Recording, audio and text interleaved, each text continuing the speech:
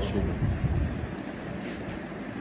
Allahumma salli wa sallim wa barik ala Sayyidina Muhammad wa ala alihi adada kamalillah wa kama yaliku bi kamali.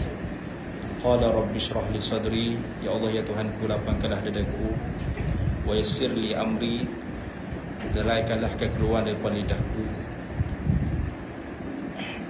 Rabbi shrah li sadri, ya Allah ya Tuhanku, lapangkanlah dadaku, wa yassir li amri, permudahkanlah ya Allah segala urusanku. Wahlul 'uqdatam min lisani, deraikanlah kekeluaran daripada lidahku. Yafqahu qawli, agar mudah manusia memahami kata-kataku. Subhanaka la ilma lana illa ma 'allamtana innaka antal alimul hakim. Allahumma la sahla illa ma ja'altahu sahla wa anta taj'al hazna in syi'ta sahla. Yang dikasihi, yang dihormati Tuan Haji Abdul Mu'in, isteri beliau Puan Haja Fatimah, Puan Haja Fatimah, pengusi apa? Saya Puan Haja Rabiah, Puan Rabiah. Seterusnya ibu-ibu yang dirahmati Allah sekalian. Untuk maklumat apa ni Tuan Haji Mu'in, ini sebenarnya kali kedua saya ke sini.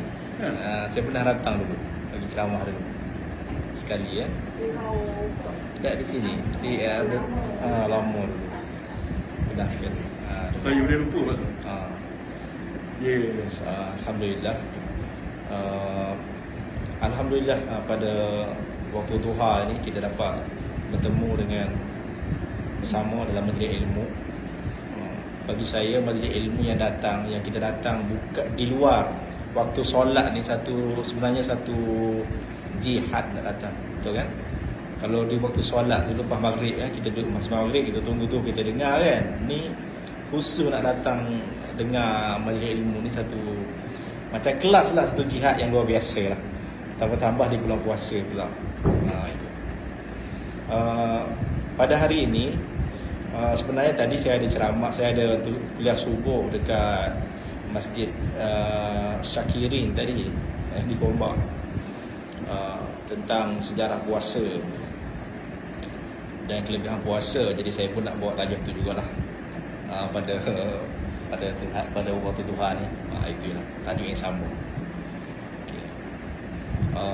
Qala Allah Ta'ala, a'udzu billahi minasyaitonir rajim. Ya ayyuhalladzina amanu kutiba alaikumus syiyam kama kutiba 'alal ladzina min qablikum la'allakum tattaqun. Wahai orang yang beriman, kutiba, ditulis ataupun difardukan ke atas kamu berpuasa seperti mana difardukan ke atas orang-orang sebelum kamu. Mudah-mudahan kamu bertakwa. La'allakum tattaqun, mudah-mudahan kamu bertakwa. Dari segi sejarahnya, puasa ini bermula pada tahun 2 Hijrah, iaitu pada Perang Badar. Perang Badar 17 Ramadan. Maknanya sebelum Perang Badar lah, 17 hari sebelum Perang Badar itu bermulanya puasa. Tetapi perlu diingat, puasa 2 tahun pertama adalah pilihan, bukan wajib. Puasa pada 2 tahun pertama, tahun 2 Hijrah, tahun 3 Hijrah, pilihan. Dan pada tahun 4 Hijrah barulah puasa ini wajib. Saya sendiri pun baru tahu sebenarnya bila saya buka kitab, kita rujuk kata, oh gitu. Mana pada peringkat awal, puasa ni, tengok Islam ni dia tidak paksa orang mula-mula, dia bagi pilihan dulu, buat dulu. Kemudian masuk tahun 4 Hijrah barulah benda tu menjadi wajib kepada umat Islam, pada sahabat lah, pada sahabat Nabi SAW. Begitu juga dengan haji. Ayat haji ni keluar wajib pada tahun 2 Hijrah. Tapi Rasulullah tidak buat haji sebab tidak ada kesempatan, betul kan? Rasulullah buat haji 10 Hijrah baru Rasulullah buat haji. Tengok. Sebab tu kalau kita tidak mampu buat, kita tak perlu buat, tak boleh buat. Macam mana? Betul kan? Rasulullah SAW turun ayat tentang haji ini pada 2 Hijrah. Rasulullah tak sempat nak buat 2 hijrah. Mana boleh pergi 2 hijrah berlaku perang Badar, masih bergaduh dengan orang musyrikin. 3 hijrah berlaku perang Uhud. 5 hijrah berlaku perang Khandaq. 7 hijrah berlaku pembukaan kota perjanjian Hudaybiyah. 8 hijrah baru berlaku pembukaan kota Mekah. Betul tak? Jadi Rasulullah SAW tidak sempat, tidak ada kesempatan untuk buat haji. Pada tahun 9 hijrah, Rasulullah menyuruh Sayyidina Abu Bakar As-Siddiq untuk buat haji. Bawa umat Islam buat haji di Mekah. Tengok. Sebab tu Rasulullah menyuruh Sayyidina Abu Bakar As-Siddiq untuk buat haji bersama para sahabat pada tahun 9 hijrah. Daripada indication itulah maka ada ulama menafsirkan bahawa Rasulullah telah memberi isyarat bahawa pengganti dia adalah Sayyidina Abu Bakar. Jadi Rasulullah menyuruh Sayyidina Abu Bakar buat haji pada tahun 9 hijrah. Pada tahun 10 hijrah, waktu tahun terakhir kenabian, selepas itu Rasulullah wafat, barulah Rasulullah buat haji. Ni kena faham dari segi maknanya apa dia. Islam ni dia tidak paksa kita kalau kita tak mampu. Jadi macamlah juga puasa ni. Puasa ni kalau kita kembali kepada sejarah, pada peringkat awal, pada peringkat awal kita kena perlu ingat macam mana ibadah ini terbentuk. Allah Ta'ala suruh puasa. Yang mempraktikkan puasa itu Rasulullah SAW. Betul kan? Kemudian hukum tu timbul macam mana? Timbul bila permasalahan timbul, sahabat bertanya Nabi. Itu baru jadi permasalahan timbul. Baru menjadi satu hukum. Ini penting kita faham. Sebab pernah berlaku di zaman Nabi SAW seorang sahabat bernama Sarmah. Sarmah ni seorang sahabat Nabi, dia seorang petani, peladang. Ni puasa sebelum diwajibkan tahun 4 hijrah tu. Tahun 2 hijrah, tahun 3 hijrah, tahun 4 hijrah wajib. 2 dan 3 tak wajib. Betul kan? Pilihan. Jadi Sarmah ni berlaku pada zaman tahun 2 dan 3 hijrah ini. Jadi macam mana? Sarmah ni dia seorang peladang. Kemudian dia balik rumah dia nak buka puasa. Tiba-tiba bila dia balik, makanan tak ada. Zaman dulu kan susah. Kadang-kadang kalau makan macam kita tu, makanan ada tu kan. Lapar-lapar orang sekarang, miskin-miskin orang sekarang ni pergi masjid ada makanan, betul tak? Betul kan? Pergi-pergi ada masjid ada makanan. Paling tidak adalah nasi tu, ada mana-mana tak ada masjid ni, pergi masjid sana, betul tak? Oh sekarang dalam konteks Malaysia lah. Dalam konteks tempat lain saya tak tahu. Dalam konteks Malaysia ada makanan lah. Mana tak ada makanan, Sarmah ni. Jadi bila tak ada makanan, dia beritahu pada isteri dia. Isteri dia kata tak apalah, dia keluar cari makanan. Bini dia keluar untuk cari makanan. Jadi bila isteri dia keluar cari makanan, dia balik tengok Sarmah ni tidur. Letih ke kan? Dah terletih dah, tertidur. Bila tidur, isteri dia bawa makanan, dia tak kejut lah, kesian. Dia pun kata pada suami dia, khaibatun ya zaujati, khaibatun ya zauji, mana kesian sungguhlah suamiku ni. Begitulah, tak kejut. Jadi bila bangun, kalau zaman tu bila dah tidur bangun, tak boleh makan lagi. Kira dah mula puasa balik dah. Begitulah. Jadi Sarmah ni lepas daripada hari itu, dia pergi sembahyang Zuhur dengan Rasulullah. Bila sembahyang Zuhur, dia pengsan. Bila dia pengsan, dia cerita, Nabi bertanya dia kenapa, dia pun ceritalah dia balik semalam tak ada makanan, kemudian dia tidur, kemudian dia teruskan puasa. Puasa wisal ini. Jadi bila dia teruskan puasa, jadi Zuhur dia pergi sembahyang Nabi, dia pengsan. Jadi Nabi suruh dia berbuka. Ini cerita dia. Kemudian sahabat Nabi ni, Sayyidina Umar Al-Khattab. Ini satu kisah juga. Sebab tu saya menyebut apa-apa yang berlaku pada sahabat ni menjadi sumber hukum. Bagaimana pembentukan hukum itu. Sayyidina Abu Bakar As-Siddiq, Sayyidina Umar Al-Khattab lepas pada solat. Mungkin kalau kita andaikan solat disebut solat, dia tak sebut solat apa, kita andaikan solat tarawih lah. Betul tak? Begitulah balik. Jadi balik rumah, jadi biasalah orang lelaki kan, dia ada satu perasaan nak tidur dengan isteri, menggauli isteri. Jadi kalau ikutkan, bila dah tidur, bangun, dia tak boleh lagi, dia mesti dah kira berpuasa pada waktu itu, dia panggil pada waktu itu. Jadi dia kejut isteri dia, dan dia biasalah dia gauli isteri dia. Bila gauli isteri dia, dia beritahu Rasulullah. Jadi Rasulullah kata tak boleh. Sebab bila dah puasa, dah tidur, tak bolehlah bangun dah kira puasa. Turun ayat. Ini menyebabkan turun ayat. Kamu boleh mendatangi isteri-isteri kamu pada waktu malam, kan? Mana begitu kan? Ini maknanya Allah Ta'ala menjawab langsung persoalan masyarakat umat Islam. Maknanya puasa boleh menggauli isteri pada malam hari. Itu pada malam hari boleh. Kalau sebelum ni tak boleh kan? Sebelum ni tidak boleh menggauli. Kalau sebelum ni begini, bila dah tidur bangun tu kira puasa. Faham tak? Itu. Jadi dia boleh waktu, jadi Allah Ta'ala tegur dalam Quran. Rasulullah Allah Ta'ala tegur boleh. Makna seorang itu boleh menggauli isteri dia sampai tahap waktu sebelum imsak tu lah. Boleh. Hatta dalam mazhab kita, dalam mazhab maknanya dalam mazhab Syafi'i ni, katakanlah orang tu dia tak mandi hadas pun sah puasa dia. Mana katakanlah dia tak sempat nak mandi hadas. Kalau mandi hadas tak sempat sahur. Jadi macam mana? Tak sempat sahur. Jadi dia kena sahur dulu. Sahur. Kemudian orang azan kan. Dia mandi hadas lepas itu sah. Boleh. Okey? Kena jelas, kena faham cerita dia. Okey? Sebab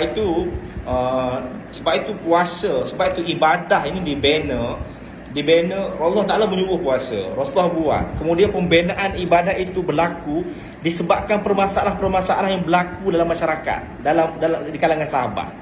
Faham? Sebab itu kena faham di situ. Kemudian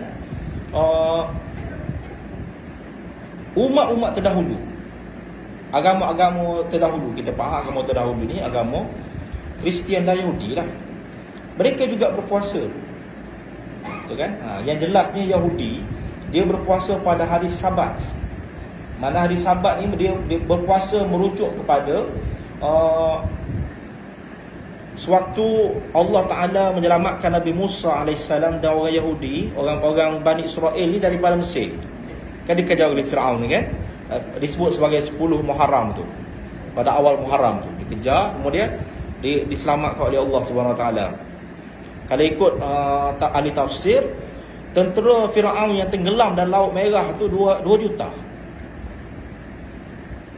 Dan yang diselamatkan oleh Bani Israel itu, Bani Israel diselamatkan oleh Nabi Musa AS itu seramai 600,000. Tengok Allah Ta'ala ni. Jadi bila engkar kan Fir'aun kan engkar kan, banyak Allah Ta'ala uji dia kan, bagi dia amaran. Allah Ta'ala hancurkan 2 juta sekejap je kan. Mana bagi Allah Ta'ala mudah je nak hancur orang ni. 2 juta tenggelam laut Merah sekejap je. 2 juta disebut kan, dengan kereta-kereta kuda semua. Lepas tu ada orang cek kan, pernah yang terbaru penyelam Perancis cek dalam Laut Merah tu, jumpa lagi kereta kuda Fir'aun ada lagi kat Laut Merah. Itu. Sedangkan benda tu berlaku hampir 4,000 tahun dulu kan. Kemudian dalam agama lain, umpama katakan dalam agama Hindu, Buddha pun ada konsep puasa kan. Kalau saya ada kawan saya tu orang Buddha, dia kata puasa tak makan daging lah, puasa malam lah, kan, puasa tak minum air lah, puasa itu puasa. Jadi tapi maksudnya percikan daripada mana amalan puasa ni sebenarnya ada kaitan dengan apa namanya, tuntutan Allah Subhanahu Wa Taala.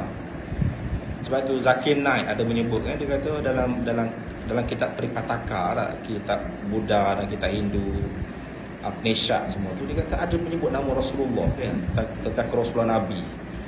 Dan saya yakin kalau disebut itu, makna itu juga sebenarnya mereka itu juga daripada langit asalnya. Tapi agama ni bila dah jauh, dia jadi sesat lah. Lama-lama kan sesat.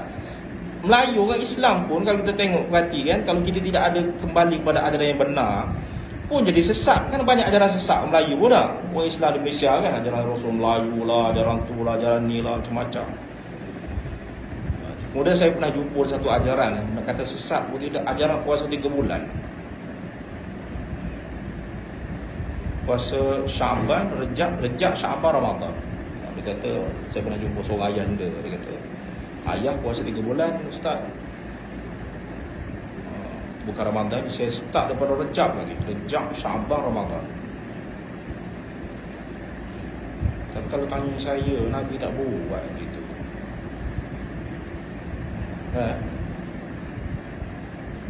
Nabi tak buat 3 bulan tu. Dia mana kita banyakkan puasa bulan Rejab, bulan Syaban, ya, betul. Tapi direct 3 bulan tu tidak. Okey. Sebab tu puasa sebulan bulan Ramadan. Sebab tu kita jangan menyusahkan agama. Kita jangan menyusahkan agama. Sebab tu menyusahkan agama ni kadang-kadang mari daripada ajaran-ajaran ni. Setengah-setengah orang ni kan, yang suruh kata amalan zikir ni sekian-sekian. Lepas tu kalau tak buat kena qada dan sebagainya. Jadi padahal jadi begitulah, jadi susah lah itu. Nak buat kalau kita sanggup tak apa, ini satu hal. Kemudian yang keduanya pula ialah saya nampaklah masyarakat kita ni masyarakat bukanlah saya nak menuduh ibu-ibu semua, tidak. Tapi masyarakat kita secara umum lah, dia dangkal tentang agama, tak tahu tentang agama. Jadi bila ustaz ni cerita macam ni, dia kata macam ni, bila ustaz cerita macam ni, sebab macam ni, betul tak? Kadang-kadang setengah-setengah ustaz ni, dia belajar daripada, dia mari umpama kata daripada India. Dia pergi belajar di India. Okey, betul. Dia balik belajar di India. Orang India ni biasanya dia banyak hafal hadis dari ikut mazhab Hanafi. Jadi dia mari mengajar masyarakat ikut mazhab Hanafi. Betul. Sedangkan masyarakat kita di Malaysia ni, kita masyarakat mazhab Syafi'i. Kita walaupun kita tak tahu sedikit sebanyak kita, tapi kita dah hidup dengan cara mazhab Syafi'i. Betul kan? Kita buat cara batal sembahyang pun cara mazhab Syafi'i. Dia duduk pukul atas mazhab Hanafi, kita duduk pukul atas mazhab Syafi'i. Jadi benda tu bercanggah. Sebab itu benda-benda kita kena bezakan antara benda khilafiyat dengan benda yang asas. Contoh je, sebagai contoh contoh Nabi menyebut khalufun famu sha'im atiyat min misk, min raihatul misk.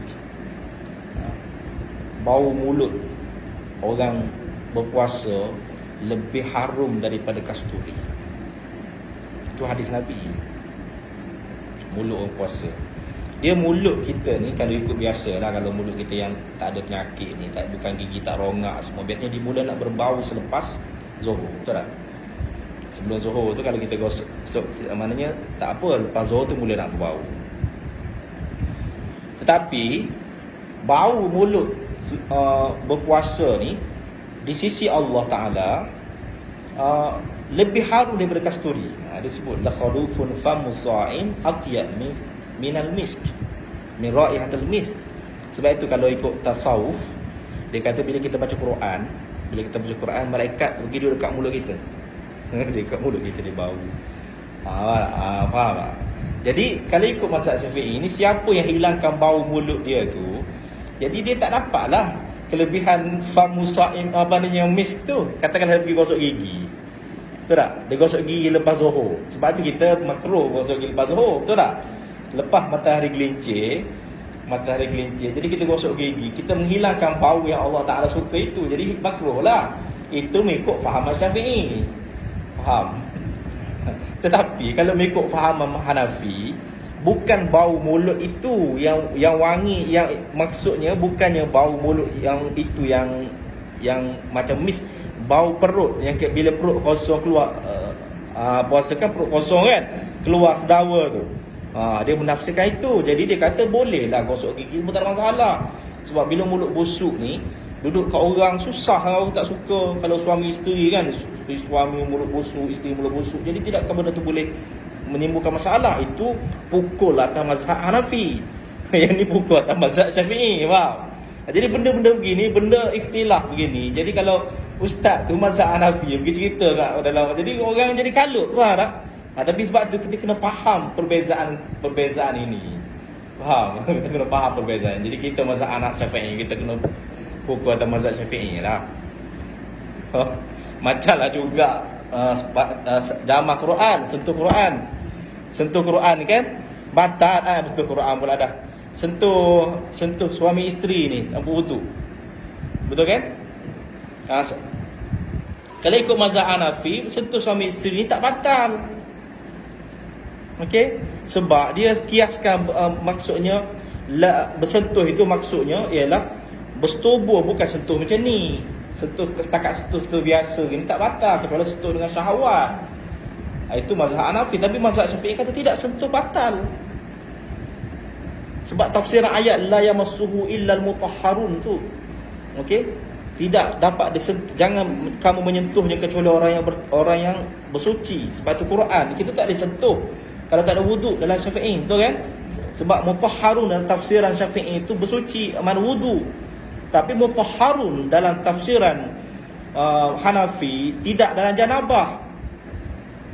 Makna orang Islam ni mutahharun walaupun dia tak ada wudu, dia tetap mutahharun. Jadi sebab itu kalau kita kias benda di atas mazhab lain, sampai bila tak selesai masalah. Bergaduh masyarakat tu kan. Jadi masyarakat kita jadi bergaduh, bertekak. Jadi itu ustaz ni dia mari ustaz mazhab Hanafi. Pakcik-pakcik semua ni duduk dengar, kita hidup dalam masyarakat Syafi'i, betul tak? Jadi gaduh masyarakat, kata ustaz ni jahil lah, orang apa. Jadi ini benda. Lepas tu kita kena visualize, tengok keadaan macam mana. Jadi apa yang membezakan kita dengan puasa Yahudi ni, Yahudi dan juga Nasara ni, Kristian ni? Sahur. Sebab tu kita beza, kita puasa antara Yahudi dengan Kristian ni, puasa kita sahur. Lepas tu kita bangun sahur tu.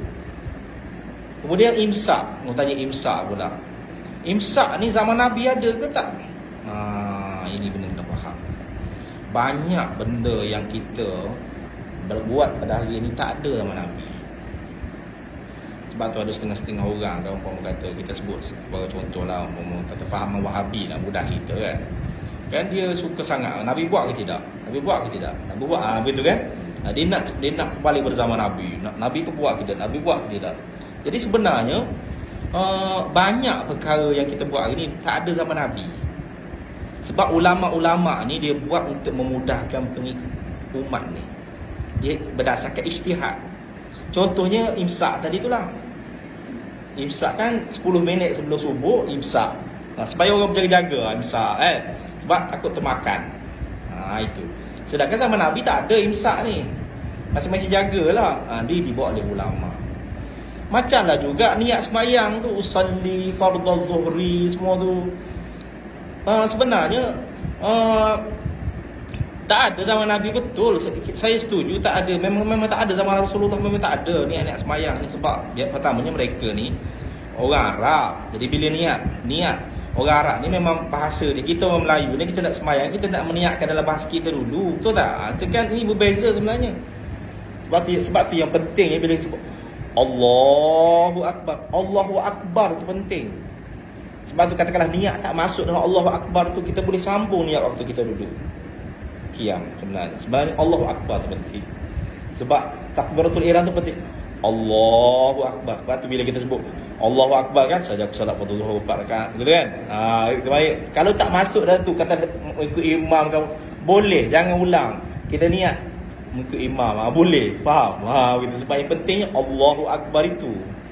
Sebab itu yang niat sembahyang ni tu Syekh Daud Fatani yang buat dalam kitab Muniyatul Musalli. Okay. Sebab tu yang kita kena faham dari segi itu. Sebab tu kan timbul masalah kan, timbul tak ada niat usolli, bid'ah lah apalah semua. Betul lah kalau nak ikutkan banyak benda yang kita buat hari Nabi tak buat. Betul. Macam Quran contohnya, juzuk Quran 9 kan, 19 juzuk. Itu di zaman Muawiyah buat tu. Nabi tak ada juzuk ni. Okey. Kemudian titik huruf tu. Titik huruf kan ya ada titik dua. Kha, jim tengah, kha atas semua tu. Itu di zaman Sayyidina Ali buat tu. Yang buat tu Abu Aswad Ali. Okey. Gabno Basrah.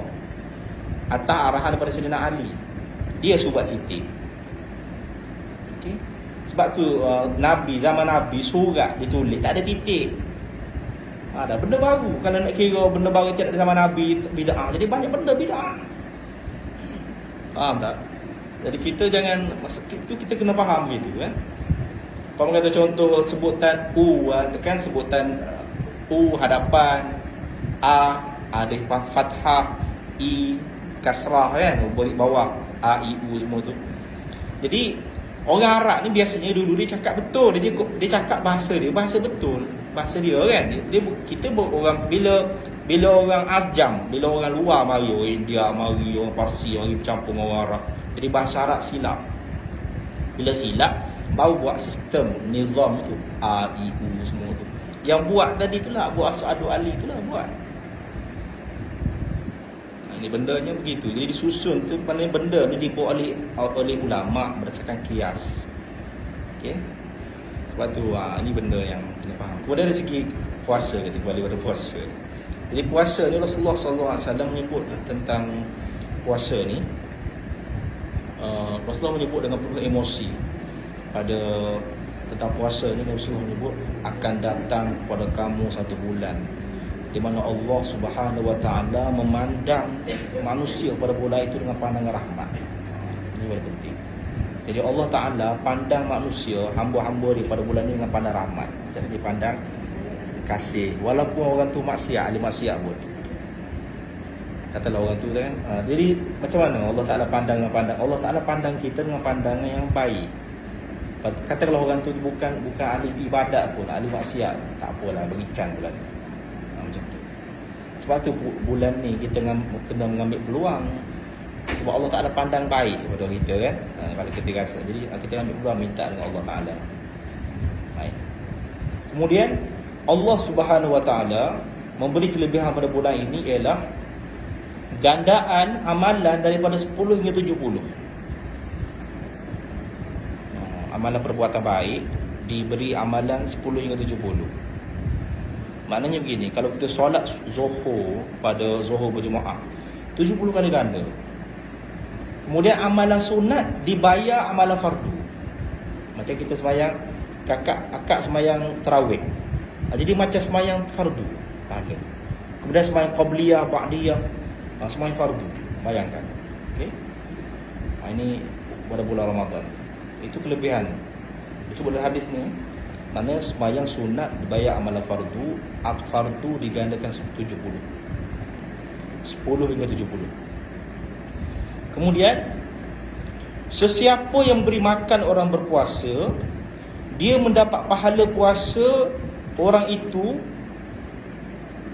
dan orang itu tidak mengurangi sedikit pun pahala puasa. Maknanya contohnya macam mana? Contohnya saya bagi umpama kata contoh nasi, saya bagi air sirap pada Tuan Haji Muin. Okey. Kemudian Kak Rabi'ah bagi makan nasi barani pada Tuan Haji Muin. Akak pula bagi gula kambing. Contoh kan. Akak dapat puasa Tuan Haji Muin, saya dapat puasa Tuan Haji Muin, Puan Rabi'ah dapat puasa Tuan Haji Muin tanpa mengurangi sedikit pun pahala puasa dia. Macam mana? Curi pahala orang tapi barang dia tak hilang. Ni maksud ana ajzi bihi. Ya Allah Taala sebut, aku yang memberi aku yang membalas pahala puasa. Sebab tu macam pahala lain kan 70 kali ganda lah, 10 lah, amalan fardu lah dah. Tapi puasa Allah Taala sebut aku balas. Dia atas nilai tak sama orang. Setengah orang tu puasa ni, dia punya jaga puasa, dia terlintah benda jahat latih pun astagfirullahalazim. Betul tak? Setengah orang dia puasa, dia melompat je kerja popek kan. Macam tu. Jadi ini benda berbeza-beza. Sebab tu Rasulullah bilang ana ajzi bihi. Sebab tu Rasulullah SAW pernah berlaku di zaman Nabi. Apa dia? Sahabat bertanya Nabi. Sahabat ni ashabu suffah. Ashabus Suffah ni sahabat Nabi yang miskin. Sahabat Nabi ni ada yang kaya, ada yang miskin, kena faham. Ada yang kaya, kena faham. Ada sahabat Nabi yang kaya, kaya sungguh kan. Ada yang miskin. Miskin ni miskin lah, miskin. Sebab tu kalau makcik ni, makcik-pakcik pergi umrah, saya rasa pernah pergi umrah pagi. Kalau kita lalu jalan lalu tu, kita nak pergi tengok kubur Nabi kan. Kita berjalan, kita tengok kubur Nabi. Tengok kubur Nabi. Sebelah kiri sebelum kita keluar pintu, mana kita dah lalu kubur Nabi tu, kita nak keluar pintu tu, sebelah kiri kita tengok ada tempat tinggi sikit. Itu adalah tempat dia panggil Ashabus Suffah.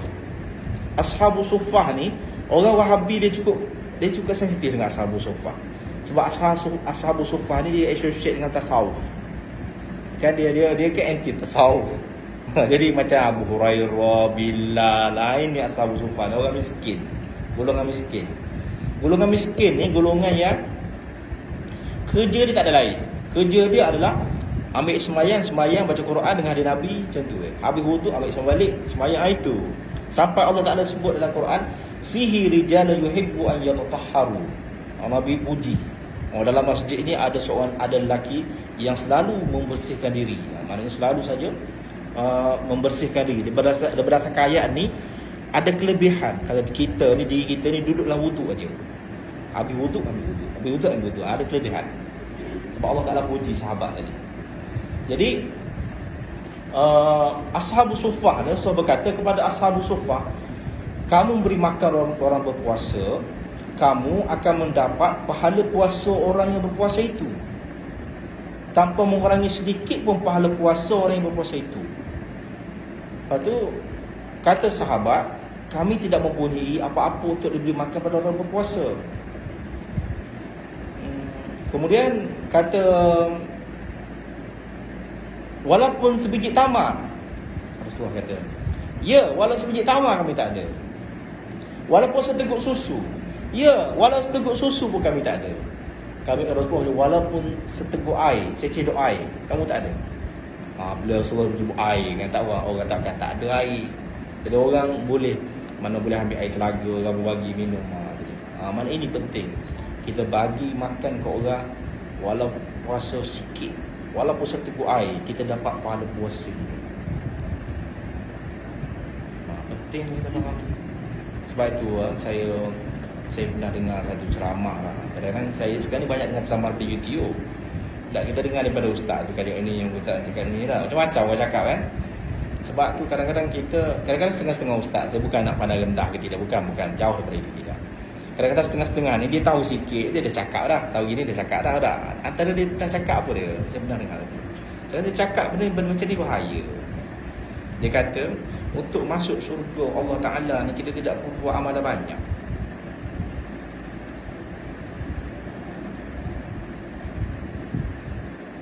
Macam mana pandangan tuan-tuan? Pandangan ibu-ibu sekalian. Dia kata, untuk masuk syurga Allah Ta'ala ni kita tidak perlu buat amalan banyak. Dia kata, biasa je. Saya kata, kadang pandangan saya tak betul. Saya kata, betul kan? Tak betul cakap ni. Sebab pertama betul, kita mesti buat amalan. Kita kena tahu di mana, macam mana kita nak ganda amalan kita tu. Betul kan? Kita nak tahu, kita mesti nak tahu macam mana cara nak amalan apa yang perlu kita buat. Kita mesti tahu. Betul-betul. Kemudian amalan banyak yang kita buat atas dunia ni, kita boleh buat amalan banyak. Umpama kata contoh kita boleh buat 23 rakaat sembahyang tarawih. Bukan sebarang orang boleh 23 rakaat ni. Saya tu kat saya biasa buat 8 je. 8 boleh campur dengan witir 11. Kemudian kalau nak sembahyang lebih, saya sembahyang tahajud lah. Lagi tu, yang lebih-lebih lagi tu kan. Tapi kalau orang sembahyang mana time iman kuat, semangat kuat, bolehlah 23 ni. Tapi bukan selalu. Dah. Jadi maknanya antara tanda-tanda, kata Syekh Ata'ullah Iskandar, antara tanda-tanda Allah Ta'ala redha kepada seorang itu ialah dia merasa ringan untuk mengerjakan ibadat. Antara tanda-tanda ibadat kita diterima. Ni kalau tanya apa tanda-tanda ibadat kita diterima, Tak. Antara tanda-tanda ibadat kita diterima ialah kita merasa ringan kita buat ibadat tu, walaupun pada pandangan orang lain tu payah. Tak. Sebab tu kalau kita dengar ulama dulu sembahyang 1000 rakaat. 1000 rakaat ni apa 500 kali sembahyang. Banyak ya. Tak, 500 kali sembahyang ni tak pernah mana pun mampu kita buat. Betul tak? Tuan Haji pernah buat? Saya tak mampu. Tak ada. Tapi maksudnya satu malam tu 500 kali tu satu malam. Untuk orang ahli ibadat 500 kali sembahyang tu satu perkara biasa je. Untuk ahli ibadat kerana Allah Ta'ala permudahkan kepada dia, betul kan? Tetapi kepada kita yang baru nak itu ni satu benda yang mustahil. Betul tak? Macamlah bila kita baca satu kisah di mana orang kata Imam Syafi'i khatam Quran 2 kali sehari. Cakap, 2 kali sehari? Bohong lah. Cakap setengah bila cakap pada orang biasa 2 kali sehari, bohong lah. Mungkinlah kita fikir dengan fikir akal kita kan. Tapi saya secara peribadi, saya pernah tengok ada orang baca satu juz lebih kurang 15 minit, 10 minit. Saya pernah jumpa dengan seorang yang baca 10 minit, 10 hingga 15 minit satu juz. Dia baca satu juz, dia hafal Quran, bukan setakat hafal. Dia 10 minit, 10 ke 15 minit satu juz. Saya ingat kawan saya nama Abu Hurairah di Kuwait. Suatu kat Kuwait, saya dengar dia baca Quran. Dia bukan 10 minit, 15 minit satu juz. Tapi dia baca burung tapi bila kita memang betul dia baca tu betul dan dia ingat setiap ayat tu. Betul tak? Jadi mana katalah dia boleh baca 15 minit tu juz, mana sampahlah 2 kali sembahyang, 2 kali Quran khatam, betul tak? Dia baca kemudian dia zikirkan dia punya Quran tu. Duduk baca zikir semua kan? Dia baca kan waktu duduk dia tak baca cuma duduk dalam tandas saja. Betul tak? Duduk sikit baca Quran, rehat baca Quran. Jadi habislah 2 juz, 2 kali. Kita ni satu juz, satu biji Quran, satu biji Quran untuk Ramadan ni pun belum tentu lah. Ini jadi maknanya kita jangan kiaskan pada diri kita. Sebab tu kalau kita tak tahu, kita jangan menafikan, betul kan? Sebab itu penting bulan Ramadan ni kita nak pahala yang banyak. Kalau orang tanya pahala ni kenapa perlu pahala yang banyak? Orang tanya kita kenapa perlunya pahala yang banyak? Tok Guni Aziz pernah sebut dulu, Allah yarhamlah. Almarhum Tok Guni Aziz sebut, dia kata apa? Dia kata pahala yang banyak ni bila kita mati kita bawa pahala yang banyak macam kita punya duit yang banyak. Senang nak cerita kan. Atas dunia ni kan kita ada duit yang banyak, duit halal lah, bukan duit haram duit halal. Bila kita ada duit yang banyak, tidakkah kita bahagia? Betul kan? Atas dunia ni kita ada duit banyak tu aja kan. Bahagia kan? Kita orang samang kita boleh bayar. Kita nak beli kereta apa kita boleh beli. Kita nak beli rumah apa, kalau orang lelaki nak kahwin berapa kan, kalau dia mampu. Kalau perempuan pula dia nak beli emas berapa kan, kalau banyak semua cincin berapa juta, tak kisah. Betul kan?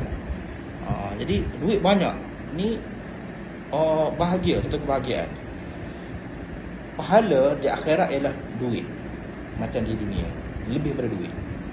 Sebab kita boleh membayar kesalahan kita. Katalah di dunia dulu kita pernah buat kesalahan, kita pernah lempang orang ni. Lempang yang sebab memang kita lempang orang, awak nanya orang tu tuntut balik kita dah kata. Sebab tu siapa yang suka lempang orang, suka anaya orang, suka dia kena bayar balik. Jadi dia lempang orang ni, dia bayar, dia dapat pahala banyak. Dia buat anaya orang ni, dia tipu orang ni, dia akan bayar. Kalau dia dapat, dia ada apa ni, pahala yang banyak, dia boleh bayar. Bila pahala dia dah habis, transfer kejahatan orang tu kepada diri. Transfer kejahatan orang tu kepada diri dia. Itu orang yang muflis, wa yazbillah. Sebab itulah pahala puasa ini, pahala puasa ni kita nak menggandakan amalan kita, nak kita nak garap pahala. Betul kan? Jadi kita nak puasa orang tu, nak puasa. Kita malas sembahyang. Kita malas baca Quran. Kita sembahyang, kita malas baca Quran. Kita bagi buka puasa pada budak tahfiz. Hidup baca Quran je kan. Tapi dapat pahala dia pada kita. Betul tak? Kita bagi pahala buka puasa pada untuk guru sekian-sekian. Dia duduk berzikir je kerjanya kan. Mana tahu kita bagi buka puasa kepada waliullah. Dapatlah pahala puasa waliullah kepada kita. Ini. Sebab itu penting untuk kita dapat pahala yang banyak ini. Sebab tu kata tak penting, tak betul. Sebab tu sedekah. Satu lagi sedekah. Kalau kita sedekah bulan puasa kan digandakan 10 hingga 70. Ya. Kemudian kalau kita sedekah bulan pada malam Lailatul Qadar, umpama kata RM50, pak kita sedekah malam Lailatul Qadar, makna kita sedekah selama 83 tahun 4 bulan. Sebab tu saya menyebut ini penting kita merancang satu perkara penting 10 hari ni kita masuk bulan Ramadan kan. Katalah pak cik ada duit sikit. Okey aku nak target bulan 10 terakhir ni aku nak sedekah RM10 satu malam. RM10. Jadi kenalah 23 bulan kan. Ada mana pada malam tu kan dapat kena. Mana kita sedekah selama 83 tahun 4 bulan. Nak sedekah banyak sikit 50 dan sebagainya. Contohnya begitu. Begitulah maknanya ini penting sebab pahala yang banyak ni penting. Kalau tanya saya penting. Kenapa tak penting pahala yang banyak? Betul kan? Maknanya yang ikhlas lah. Kita nak pahala yang banyak untuk kita, untuk selamatkan diri kita daripada neraka. Itu cerita dia senang. Untuk selamatkan diri kita daripada neraka. Itu. Sebab tu antara salah satu cara untuk menggarap pahala yang banyak adalah buat ibadat bulan puasa, sedekah bulan puasa, kemudian target malam Lailatul Qadar. Kemudian antara tempat yang lain pula ialah kita pergi ke Mekah tu, semayang di Mekah. Semayang di Mekah kan digandakan 100,000 kali. Betul? 100,000 kan? Kita buat ibadat di Mekah 100,000. Di Masjid Nabi 1,000. Kalau Masjid Al-Aqsa ada kata 500. Tetapi ada pendapat mengatakan di Masjid Al-Aqsa ni, kalau kita semayang di Masjid Al-Aqsa ni, kita diampuni dosa seolah-olah kita dilahirkan oleh ibu kita. Sebab tu tengok jahatnya orang Yahudi kan. Kita sekarang ni kita tak pegang politik di Masjid Al-Aqsa. Kita kalah umat Islam sekarang dah. Kita susah nak pergi Masjid Al-Aqsa. Kita terhalang daripada untuk pergi ibadat di Masjid Al-Aqsa. Kita boleh pergi lagi sekarang Masjidil Haram. Kita pergi Masjid Nabi. Masjid Al-Aqsa kita tak boleh pergi. Tapi mana kelebihan Masjid Al-Aqsa ni apa dia? Seolah-olah dia dilahirkan oleh ibu dia. Baru mana dia ampun dosa. Mana orang kata 500 kali ganda. Tapi antara lain pula itu, seolah dilahirkan oleh ibu dia. Sebab siapa yang ada peluang pergi Masjid Al-Aqsa kan, pergi minta ampun. Sebab dosa diampuni. Okay. Dosa diampuni seperti mana dilahirkan oleh ibu. Lepas ada seorang sahabat bertanya, wahai Rasulullah, kalau kita tak ada ruang untuk pergi ke Masjid Al-Aqsa, macam mana? Ada seorang sahabat, sebab Masjid Al-Aqsa zaman Nabi tu jauh. Memang jauh. Kita lagi jauh daripada Rasulullah. Rasulullah di Madinah. Sahabat tanya, seorang perempuan tanya, macam mana Rasulullah kalau kita tidak ada masa untuk pergi ke Masjid Al-Aqsa? Memang tak ada peluang. Nabi sebut tuhdi zaitan. Tuhdi zaitan ni kau berilah hadiah untuk membeli minyak. Dulu kan orang berburu minyak api kan di masjid kan orang pakai lilin tu pakai minyak zaitun kan. Jadi belilah minyak untuk menerangi Masjid Al-Aqsa itu, hantar duit. Jadi maknanya apa dia? Kalau saya tafsirkan, maknanya bagi sedekah berkaitan dengan Masjid Al-Aqsa lah pada orang Palestin ke apa gitu. Hari ni kan tak pakai lagi minyak kan, pakai elektrik dah. Lepas tu kalau kita nak pergi sedekah bayar elektrik Masjid Al-Aqsa pun tak ada orang minta betul tak, tapi sedekah untuk Palestin ada kan. Ini. Lepas tu Nabi ada sebut tu di zaitan. Berilah hadiah minyak kepada untuk menerangi masjid itu. Kemudian apa dia? Rasulullah sebut, ini cerita Rasulullah waktu Isra Mi'raj.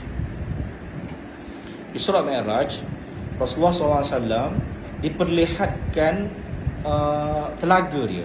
Kan ada dalam surah kan, Bismillahirrahmanirrahim, inna a'tainakal kautsar. Sesungguhnya kami telah memberikan kepada engkau wahai Muhammad kautsar, telaga Nabi. Ada pendapat mengatakan telaga ini sebelum kita kepada mahsyar itu. Ada pendapat mengatakan telaga ini selepas hisab, selepas tekian sirat kita akan berjumpa dengan telaga Nabi. Dua pendapat. Telaga ini kata Rasulullah sallallahu alaihi wasallam sepanjang luasnya adalah sebulan perjalanan. Sebulan perjalanan. Sebulan perjalanan ni kalau dulu kan daripada Madinah tu ke Syam, ke Damsyik. Itu sebulan perjalanan. Maknanya sebulan perjalanan panjang, sebulan perjalanan lebar. Itulah luasnya telaga Nabi. Dan Rasulullah menyebut tamanku adalah di atas telagaku. Maknanya raudhah, tempat raudhah tu, tempat rumah Nabi semua tu di atas telaga Nabi tu. Kalau di akhirat kelak di atas telaga Nabi. Mungkin maksudnya telaga itu daripada Madinah sampailah Syam, dan kedudukan rumah masjid Nabi itu, masjid raudhah, nama raudhah itu di atas telaganya. Nabi menyebut kita nak membayangkan bagaimana tu, itu di luar pemikiran kita lah. Cuma nak bagi tahunya Nabi menyebut di tepi telaga itu ada gayung-gayung yang dibuat daripada emas dan permata. Umatku akan mendatangi telaga ini untuk minum air ni, air telaga ni. Dan ada mereka yang datang ke telaga ini, mereka akan dihalau seperti mana pengembala menghalau serigala. Pada umpama kita nak pergi minum air telaga tu kan, minum dihalau, buat yasbillah, halau sebagaimana dihalau seperti pengembala menghalau serigala. Siapakah orang yang dihalau ini? Orang yang dihalau itu ialah orang pengamal sihir dan juga orang yang pengamal bid'ah. Sebab hati-hati sihir setengah kan suami menyihir isteri, isteri menyihir suami, sahabat menyihir sahabat. Ini sihir ni. Takut kita terhalang daripada minum air telaga itu. Apa pentingnya telaga ini? Minum air ini. Kata Rasulullah, wa man syariba la yalmau abadan hatta dakhala al-jannah. Siapa yang minum air telaga ni, dia tidak akan dahaga sehingga masuk syurga. Kan masuk syurga kan lambat lagi kan, nak tunggu zaman nak hisap, nak masuk tekan sirat banyak tu. Jadi siapa minum tu tak dahaga. Sebab itu, dan salah satu cara nak minum air telaga ni macam mana makcik? Untuk mudah minum air telaga ni, Rasulullah sebut bagi orang puasa makan puasa. Ni pula sekarang ni makcik sponsor orang makan puasa. Orang bagi orang buka puasa. Kita bagi orang buka puasa. Macam tadi kan, buat dapat buka puasa, kita dapat pahala puasa kan tu. Dan untuk memudahkan kita makan minum air telaga ni, kita bagi orang buka puasa. Kalau kita faham sekarang ni, bagi orang buka puasa sekarang ni, taja orang buka puasa, betul tak? Taja orang tu buka puasa, taja orang ni buka puasa. Ini yang disebut dalam hadis, maksudnya ini Nabi sebut siapa yang nak minum telaga ni, air telaga ni, antara cara ni ialah minum bagi orang buka puasa.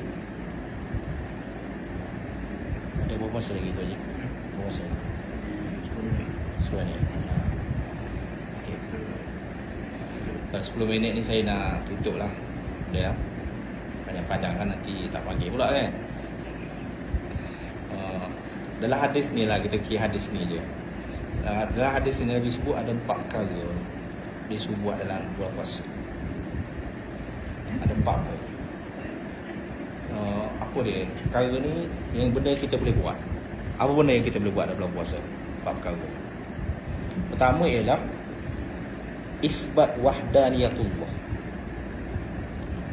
Isbat wahdaniyatullah ni banyak kan sebut wahdaniyatullah ni la ilaha illallah. Banyakkan zikir la ilaha illallah. Zikir mana duduk mana-mana ni. Tu macam-macam duduk zikir, duduk sahur lah. Sedia seorang sebut la ilaha illallah, la ilaha illallah, la ilaha illallah. Isbat wahdaniyatullah. Tidak ada Tuhan melainkan Allah. Kemudian ada yang mengatakan la ilaha illallah wahdahu la syarika lahu, lahul mulku wa lahul hamdu wa yumiitu wa huwa ala kulli syai'in qadir. Ini kan satu. Yang kedua, mana isbat wahdaniyatullah. Yang kedua, yastaghfirillah. Yastaghfirillah, minta ampun dengan Allah. Minta ampun. Ya Allah, minta ampun ya aku ya Allah, astagfirullah ya Allah, astagfirullah. Itu minta ampun ya Allah, ampun aku ya Allah. Minta ampun bulan Ramadan. Sebab Allah Ta'ala memandang kita dengan pandangan rahmat. Ampunlah di atas dosa-dosa aku dulu ya Allah. Aku dah buat silap, dah buat ni. Ya. Yastaghfirillah. Kemudian yang ketiga, minta dikeluarkan daripada ahli neraka. Ya Allah, keluarkanlah aku daripada golongan ahli neraka ya Allah. Minta ya Allah, keluarkan aku. Minta. Allah Ta'ala suruh minta dikeluarkan daripada ahli neraka. Kemudian minta dimasukkanlah syurga. Benda samalah, maknanya ya Allah, jadikanlah aku ahli syurga ya Allah. Minta ya Allah. Allah Ta'ala suruh minta. Ya Allah, jadikanlah aku ahli syurga ya Allah.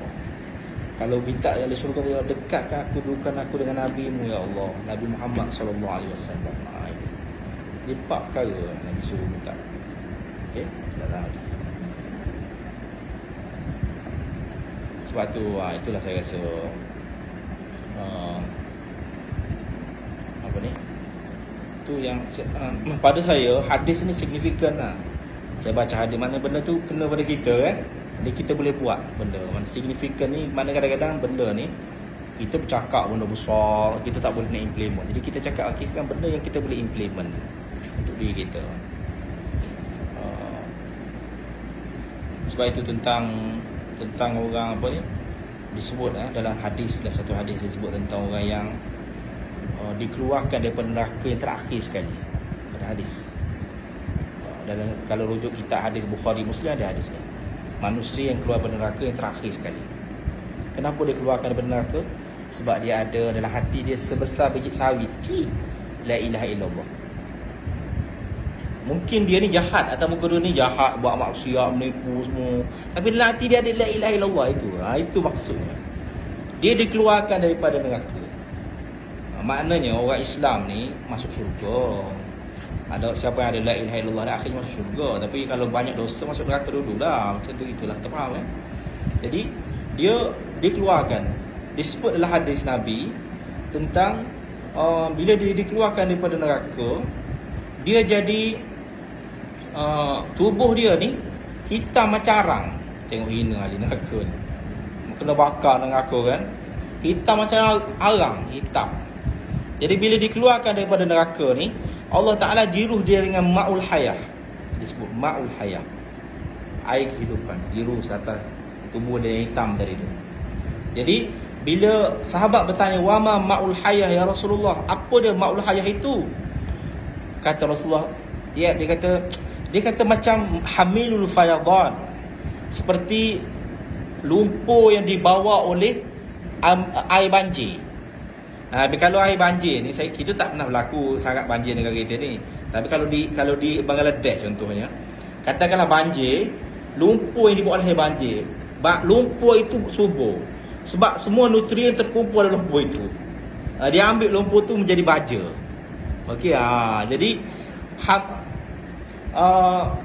air banjir ni, mana orang yang tadi tu, mana disiram ma'ul hayah ni, dia seolah macam bila disiram dengan ma'ul hayah, dia bertunas, keluar balik macam pokok baru tumbuh kan. Bila pokok baru tumbuh, kita tengok macam mana, putih kan, putih. Jadi tumbuh tubuh baru. Bila tumbuh tubuh baru, dia panas. Biasanya dah dibakar dan neraka lama, memang panas dah. Tapi dah kalih dengan jadi hitam, jadi arang tu. Kemudian tumbuh tubuh baru, dia panas. Dia kata, ya Allah, jauhkan aku daripada neraka, ya Allah, panas. Jadi Allah Ta'ala kata pada dia, kalau aku alihkan kau daripada neraka ni, apakah kau nak minta apa-apa lagi dengan aku? Kata dia, tidak ya Allah. Jadi Allah Ta'ala pun jauhkanlah dia daripada neraka. Bila jauh dia daripada neraka, kemudian dia minta lagi, ya Allah, jauhkan aku lagi daripada neraka, ya Allah. Jadi kemudian Allah Ta'ala kata, kalaulah aku jauhkan kau daripada neraka, apa kau nak minta apa-apa lagi dengan aku? Tidak ya Allah. Tadi kau kata kepada aku, kalau suruh aku minta, aku alihkan kau pada aku, kau tidak akan minta apa-apa lagi. Sesungguhnya kau ni makhluk yang celaka. Kemudian dia kata apa? Kepada Allah, ya Allah, jangan jadikan aku makhluk yang celaka. Jadi begitulah dialog dia dengan Allah beberapa kali, sampai dia dekat dengan pintu syurga. Faham? Contoh kalau kita umpama kata ni syurga, mana di luar pagar tu masuk dia, di luar, tak masuk lagi di luar pagar tu. Sampai di luar pintu syurga, di luar pagar syurga. Kemudian dia minta dengan Allah Ta'ala, ya Allah, masuklah aku dalam syurga.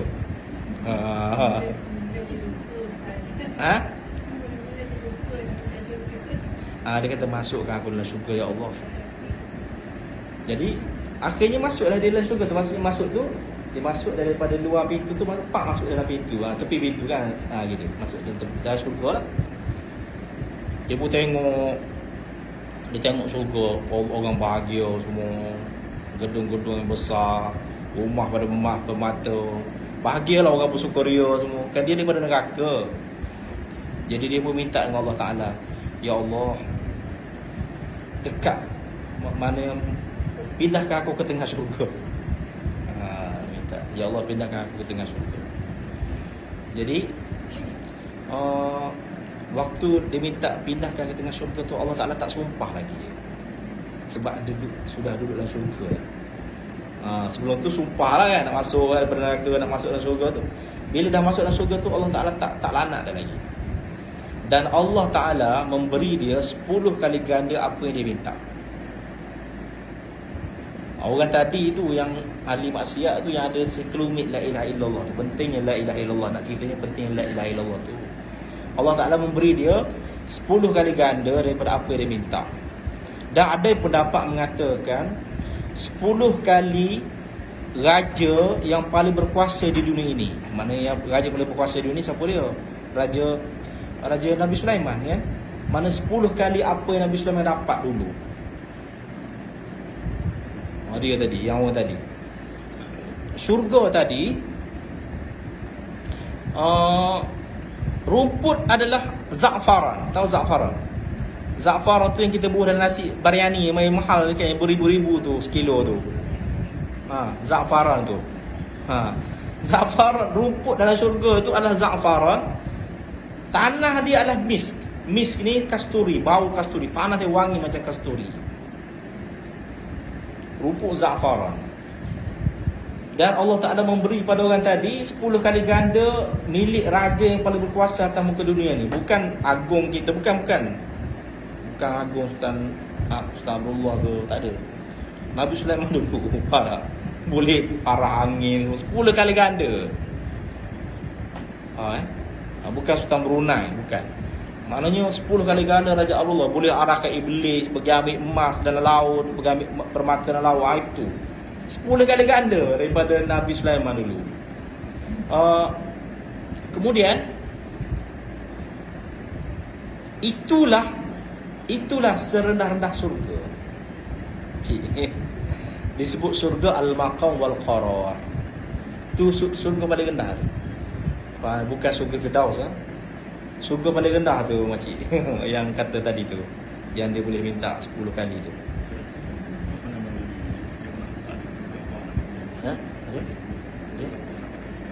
Apa dia? Betul lah. Kita okey. Jadi saya nak tutupnya dengan nama syurga. Syurga ni ada 8. Neraka ada 7. Okey. Syurga ni pertamanya Firdaus lah. Kedua Adn. Yang ketiga Khuldi. Yang keempat Naim. Yang kelima Salam. Yang keenam Ma'wa. Yang ketujuh Jalal. Yang ke-8 Al-Maqam wal Qarar. Tu surga tadi tu. Yang kata yang terakhir tu, tu Al-Maqam wal Qarar tadi. Okey. Kemudian neraka ada 7. Neraka Jahannam, neraka Laza, neraka Hutamah, neraka Sa'ir, neraka Saqar, neraka Jahim, neraka Hawiyah. Wa'izbillah. Ini neraka. Sebelum saya tutup lah, satu amalan lah saya nak bagi. Mana ni Yalah, mungkin saya pun umpama kata kalau ibu-ibu amalkan, saya pun dapat amalan juga. Pakcik Muin pun dapat juga pada maknanya ini. Sebab kita boleh buat Ramadan ni. Apa dia? Seorang sahabat dia pernah datang jumpa Rasulullah. Dia kata dia merayu hidup dia susah. Miskin lah, susah. Kalau susah Rasulullah, dunia membelakangi aku disebut, maknanya susah kehidupan lah. Jadi Rasulullah suruh dia berzikir Subhanallah wa bihamdi subhanallahil azim astaghfirullah wa atubu ilaih. Sebelum subuh, sebelum sembahyang subuh. Sebelum solat subuh. Maknanya buat gini. Sembahyang sunat 2 rakaat kan? Kita sembahyang sunat 2 rakaat tu. Lepas sunat 2 rakaat sebelum subuh tu, baca tu subhanallah wa bihamdi subhanallahil azim astaghfirullah wa atubu ilaih. 100 kali. 100. Satu kali ya. Ya? Subhanallah wa bihamdi subhanallahil azim astaghfirullah wa atubu ilaih. Mudah kan? Tak tulis kan? Ingat. Subhanallah wa bihamdi subhanallahil azim astaghfirullah wa atubu ilaih. Jadi kita sembahyang sunat subuh tu, baca tu sebelum orang sembahyang. Sebab tu imam sembahyang subuh ni kalau boleh dia lambatkan sikit solat subuh tu. Kalau dalam mazhab ni kita perhati di Mekah kan, contoh kan, kalau kita pergi Mekah kita tengok solat subuh di Mekah kadang-kadang dia sengaja lewatkan. Tapi bukanlah sampai syuruk. Dia lewatkan supaya bila orang solat sunat, orang boleh berzikir, boleh berdoa tu. Sebab waktu tu makbul doa tu. Waktu tu makbul doa. Jadi berzikir. Jadi sekarang ni makcik-makcik semua kita duduk dalam bulan Ramadan. Biasanya lepas sahur kan, kita sembahyang sunat subuh. Sembahyang sunat, baca doa ni. Subhanallah bihamdi subhanallahil azim astaghfirullah wa atubu ilaih. Subhanallah bihamdi subhanallahil azim astaghfirullah wa atubu ilaih. 100 kali. Doa. Jadi Rasulullah, lepas tu Rasulullah kata, dia jumpa Rasulullah, dia kata sekarang ni dunia mengejar aku. Mana aku pula dulu membelakang, sekarang dunia mengejar aku. Mana rezeki banyak. Rezeki banyak. Ini salah satu cara kan, nak kaya kan, kata nak kaya kan. Kan nak kaya, semua nak kaya, betul tak? Jadi nak kaya yang halal kan. Ini kalau berniaga kan, baca doa ni sebelum subuh. Mana kalau baca lepas subuh pun dapat faedah juga. Tapi Rasulullah menyebut sebelum subuh. Sebelum solat subuh tu.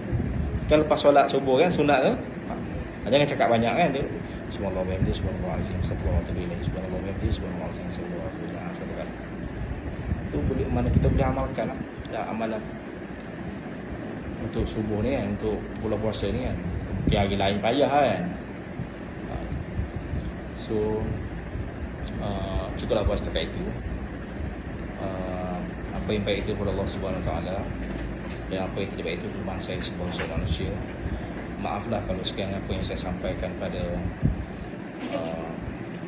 waktu tengah hari ini silap atau menyinggung perasaan ibu-ibu sekalian. Ya, saya tidak berniat sama sekali untuk menyinggung perasaan sesiapa. Subhanakallahumma bihamdika asyhadu an la ilaha illa anta astaghfiruka wa atubu ilaik. Bismillahirrahmanirrahim. Wal 'ashr innal insana lafi khusr illa alladhina amanu wa 'amilus solihat wa tawassaw bil haqq wa tawassaw bis sabr. Lepas doa ni kita bagi ruang sikit kalau ada tanya soalan, boleh tak? Tak ada dah? A'udzubillahi minasyaitonir rajim. Bismillahirrahmanirrahim. Alhamdulillahi rabbil alamin wassalatu wassalamu ala asyrafil anbiya'i wa mursalin wa ala alihi wa ashabihi ajma'in. Allahumma ighfir lana dhunubana wa liwalidina warhamhuma kama rabbawna shighara wa li jami'il muslimina wal muslimat wal mu'minina wal mu'minat al ahya'u minhum wal amwat innaka ala kulli syai'in qadir. Allahumma salli ala sayyidina Muhammad adada man salla alaihi. Allahumma inna nas'aluka bi anna nashhadu annaka anta Allah la ilaha illa anta ahadus samad lam yalid wa lam yulad wa lam yakul lahu kufuwan ahad. Allahumma innaka ta'lamu sirrana wa alaniyatana faqbal ma'dhiratana wa ta'lamu hawaijana fa'tina su'alana. Ya Allah, ya Tuhan kami, Kau Maha Tahu ya Allah apa yang tersiratlah hati-hati kami ya Allah. Kau kabulkanlah ya Allah segala hajat-hajat kami ya Allah. Hajat setiap daripada kami ya Allah yang berdoa kepadamu ya Allah. pada saat ini ya Allah. Ya Allah, Kau perbaikilah semua urusan kami ya Allah. Ya Allah ya Tuhan kami, ampunlah dosa-dosa kami ya Allah. Ya Allah ya Tuhan kami, berilah kepada kami ya Allah kekuatan ya Allah untuk beribadah kepadamu ya Allah pada bulan Ramadan ini ya Allah. Ya Allah ya Tuhan kami, Kau jadikanlah ya Allah baki umur kami yang ada ini ya Allah, umur yang diberkati ya Allah. Ya Allah, yang dipenuhi dengan ibadah dan pengabdian kami padamu ya Allah. Jauhkanlah kami ya Allah daripada perkara-perkara yang sia-sia ya Allah. Ya Allah ya Tuhan kami, Kau boleh beri hidayah kepada anak-anak dan isteri-isteri kami ya Allah, pada suami-suami kami ya Allah. Ya Allah ya Tuhan kami, janganlah disebabkan mereka ya Allah kami masuk neraka ya Allah. Ya Allah ya Tuhan kami, ampunlah dosa-dosa kami ya Allah. Murahkanlah rezeki kami ya Allah. Ya Allah ya Tuhan kami, perbaikilah semua urusan kami ya Allah. Matikanlah kami dalam husnul khatimah ya Allah. Janganlah ya Allah Kau matikan kami dalam su'ul khatimah ya Allah. Ya Allah, masukkanlah kami ya Allah dalam syurga-Mu ya Allah, dalam syurga Firdaus ya Allah. Sesungguhnya kami tidak layak kepada syurga-Mu, tapi kami tidak sanggup menghadapi azab neraka-Mu ya Allah. Ya Allah, dengan sifat rahmat dan rahim-Mu ya Allah, masukkanlah kami ya Allah dalam syurga Firdaus-Mu ya Allah. Dekatkanlah kedudukan kami ya Allah dengan Nabi-Mu ya Allah, Nabi kami ya Allah, Nabi yang Maha Mulia ya Allah, Nabi Muhammad sallallahu alaihi wasallam di syurga nanti ya Allah. Ya Allah, Allahumma a'azzal Islam wal muslimin wa a'azzal Islam bina. Allahumma ansur Islam wal muslimin fi kulli makan wa zaman. Ya Allah, berilah kemuliaan kepada Islam dan orang Islam ya Allah, dan jadikanlah Islam itu tinggi ya Allah di mana kami inilah ya Allah yang mendokunya ya Allah. Ya Allah ya Tuhan kami, ya Allah ya Tuhan kami, turunlah Islam dan orang Islam ya Allah di seluruh dunia ya Allah, di setiap zaman dan masa ya Allah. Ya Allah ya Tuhan kami, ampunlah dosa-dosa kami ya Allah. Allahumma rabbana la tuzigh qulubana ba'da idh hadaitana wa hab lana min ladunka rahmah innaka antal wahhab. Rabbana atina fid dunya hasanah wa fil akhirati hasanah wa qina adzaban nar. Wa sallallahu ala sayyidina Muhammad wa ala alihi wa sahbihi wa baraka wa sallam. Walhamdulillahi rabbil alamin. Amin ya rabbal alamin. Barakallahu fiikum.